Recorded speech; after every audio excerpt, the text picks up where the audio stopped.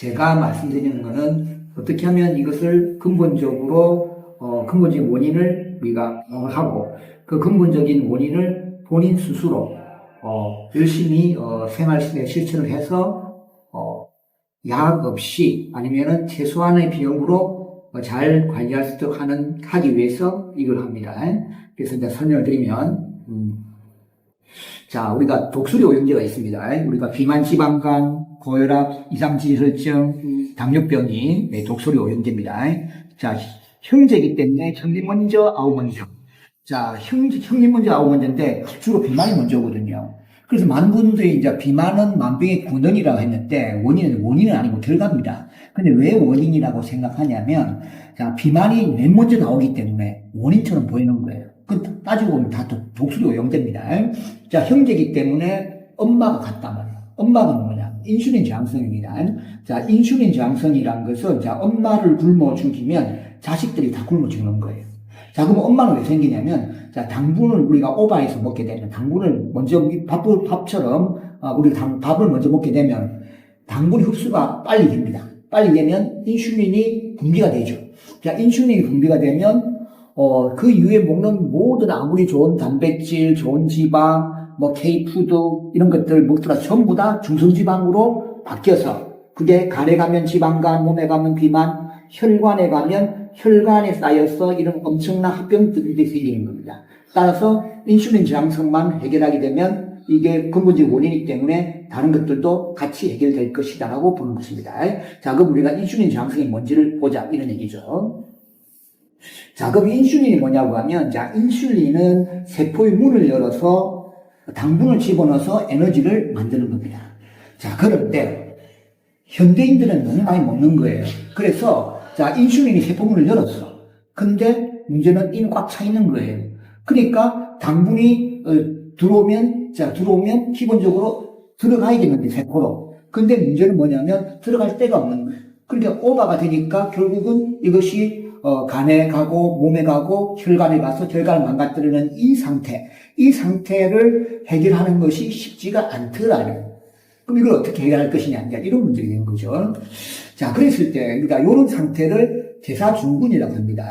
이 대사증후군이라는 것은 아까 말씀드린 대로, 자, 당분이 우리가 흡수가 되면, 인슐린이 분비되면, 자, 중성지방이 증가한다고 했죠. 왜냐하면 당분이 다 중성지방, 모든 영양은 다 중성지방으로 바뀌고, 또한 이것을 청소하는 것이 HDL 콜레스테롤인데, 이것이 감소하는 겁니다. 그래서 쌓이는 것이죠. 그래서 혈관에 왕창 쌓이기 때문에 혈관이 망가지는 것이죠. 그뿐만 아니라, 자, 혈관도 기본적으로 중성지방이 쌓이는 거죠. 그래서 중성이 쌓이니까 딱딱해지는 거예요. 그러니까 혈압이 상승되는 거고, 뇌장에 기본적으로 중성지방이 쌓이니까 비만이 오는 거죠.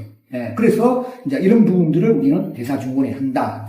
자, 그뿐만 아니라 우리가 치매와 암도 결국은 혈관의 문제거든요. 자, 인슐린 저항성을 좋게 만들어서 혈관을 젊게 만들면 치매와 암도 예방이 되고 좋아질 수 있다, 이런 얘기죠. 다른 건 말할 것도 없고.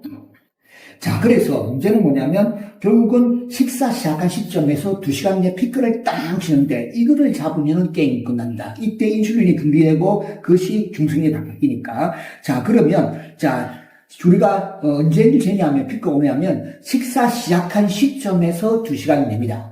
예를 들어서 저녁을 6시에 식사를 시작했다 하면은 8시 전에 재봐야 되는 것이고요. 아침 7시에 식사를 시작했다면 9시 전에 재봐야 되는 거예요. 또한, 자, 우리가 식사 끝마치자마자 움직이는 거. 물론 운동을 하면 좋겠지만 운동이 아니라도 20-30분 걷는 것만이라도 30-40 피크가 떨어지는 거예요. 그래서 당뇨 환자라든지 어쨌든 그런 부분들 대사증후군이 있을 경우에는 식사 끝마치자마자 20-30분만 걷는 것도 상당히 혈관에 도움이 되겠다. 자, 그래서 그러면 자, 식사 시작한 시점에서 2시간 내에 얼마가 되냐면 뭘 먹더라도 130 미만으로 떨어져야 됩니다. 자, 130 미만으로 떨어지는데, 만약 130 미만 올라가면 이제 인슐린이 분비되기 시작합니다. 그래서 당뇨병 환자는 먹을 때마다, 300, 400, 500씩 튀는 거예요. 그렇기 때문에 혈관이 왕창 망가지는 것이죠. 그래서 그런 부분들을 알아셔야 되는 거고. 자, 그래서 혈관이 130 이상으로 올라간 만큼 혈관은 망가진다. 이렇게 보시면 되겠고. 자, 우리가 자, 우리가 중성지방은 그 옛날에는 콜레스테롤이 나쁘다, 지방이 나쁘다는 이유가 뭐냐면 그때는 그것을 먹으면 다 중성지방으로 바뀐다고 생각을 했습니다.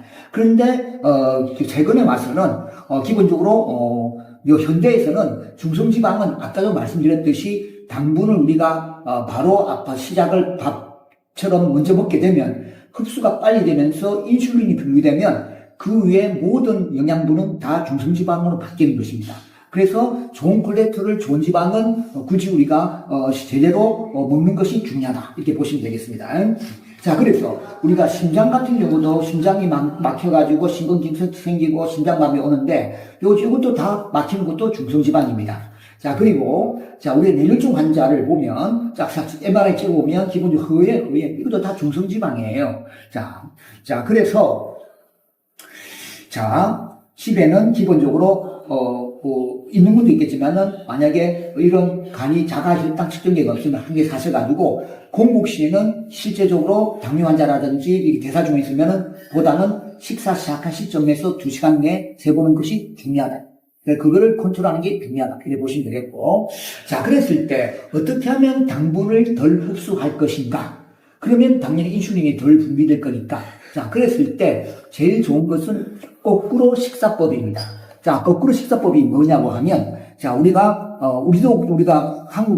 한국인들이 좋은 식습관이 한계가 있는데, 우리가 고기 먹으러 식당에 갔을 때 밥부터 먹지 않는다. 자, 개념이 오죠? 자, 공복 시에는 모든 것들을 빨리 흡수하기 때문에, 그때 영양가 많은 것들을 충분히 먹고 난 다음에, 그래도 한국 사람이 입이 심심하기 때문에, 식사 끝 무렵에 밥방면, 또 남자 같은 분은 술, 튀김 이런 것들을 조금만 먹더라도 흡수가 덜 되니까 우리 몸에는 인슐린이 덜 분비돼서 그래도 그나마 괜찮을 것이다. 그래서 우리가 거꾸로 식사법 할 때 제일 초기에는 뭘 먹느냐면 달걀이 제일 좋다. 왜냐? 달걀은 기본적으로 모든 영양분 옥수수 많은 것이다. 많은 분들이 노른자를 먹는데 먹는 경우도 있지만 어떤 분들은 콜레스테롤이 나쁘다, 지방이 나쁘다 해서 노른자를 안 먹는 경우가 있는데 노른자에는 기본적으로 혈관에 좋은 것들이 많이 있습니다. 대표적으로 아까 중성지방이 있고 그것을 청소하는 것이 HDL 콜레스테롤인데 그 좋은 콜레스테롤 성분이 노른자에 있고 그 외에 혈관에 좋은 것들이 많습니다. 그래서 노른자를 같이 먹는데 자, 얼마를 먹느냐고 했을 때 최소한 하루당이 아니고 한 끼당 2-3개를 먹는 것입니다.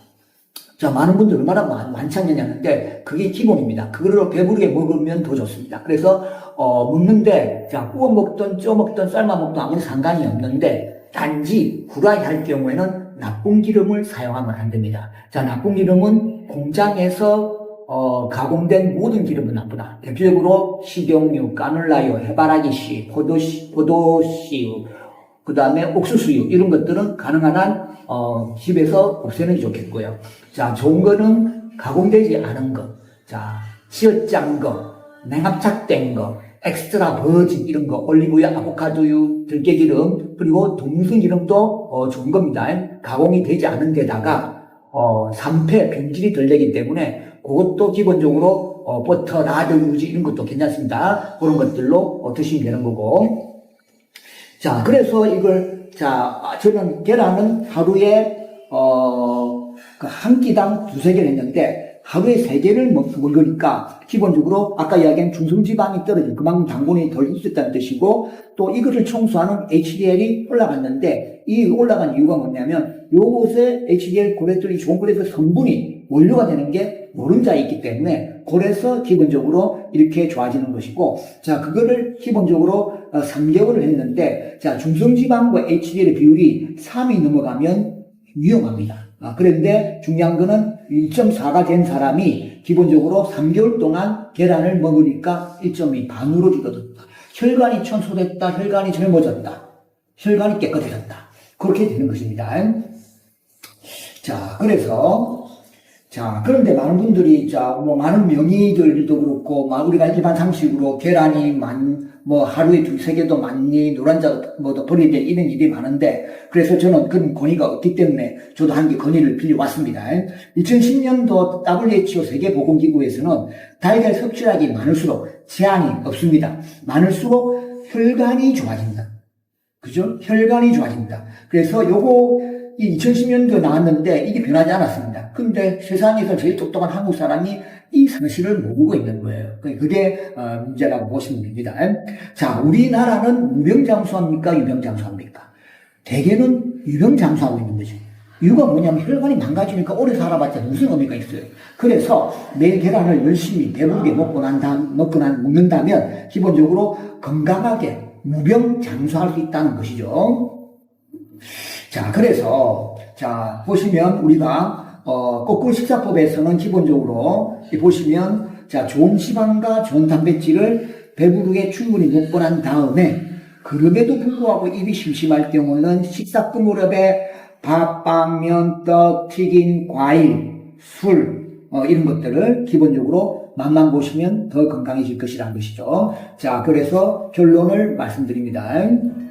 자, 거꾸로 식사법을 하게 되면 자, 엄마가 굶어 죽습니다. 인슐린 저항성이 잘 없어지는 겁니다. 자, 그래 되면 그렇게 자식들이 기본적으로 다 같이 굶어 죽어요. 자, 그렇게 되면 기본적으로 우리가 굳이 기본적으로 열심히 생활 습관을 관리하면 근본적인 원인이 해결할 수 있고 다 좋아질 수 있다고 봅니다. 이상 끝.